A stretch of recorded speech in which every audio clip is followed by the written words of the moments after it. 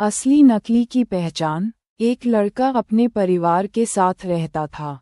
उसके पिता जौहरी थे। एक दिन उसके पिता बीमार पड़ गए। धीरे धीरे उनकी हालत बिगड़ती गई और अंत में उनका निधन हो गया। पिता के निधन के बाद परिवार पर आर्थिक संकट आ गया। ऐसे में मां ने घर चलाने के लिए बेटे को अपना एक कीमती हार दिया और कहा कि इसे अपने चाचा की दुकान पर दिखा देना। वे भी एक जौहरी हैं। इसे बेचकर जो पैसे मिलेंगे वह ले आना। लड़के ने अपने चाचा को जब ये हार दिखाया तो चाचा ने हार को अच्छे से देखा और कहा कि अभी बाजार बहुत मंदा है, इसे थोड़ा रुक कर बेचना तो अच्छे दाम मिल जाएंगे।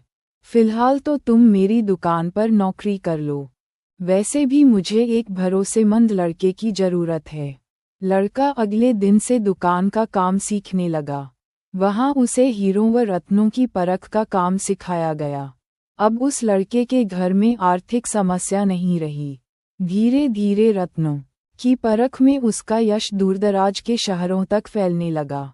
दूर दूर से लोग उसके पास अपने गहनों की परख करवाने आने लगे। एक बार उसके चाचा ने उसे बुलाया और कहा कि जो हार तुम बेचना चाहते थे उसे अब ले आओ। लड़के ने घर जाकर मां का हार जैसे ही हाथ में लेकर गौर से देखा तो पाया कि वह हार तो नकली है।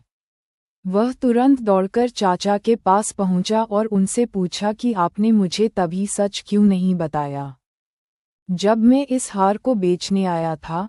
इस पर चाचा ने कहा कि अगर मैं तुम्हें उस समय सच बताता तो तुम्हें लगता कि संकट की घड़ी में चाचा भी तुम्हारे कीमती हार को नकली बता रहे हैं और तुम्हें मुझ पर यकीन नहीं होता।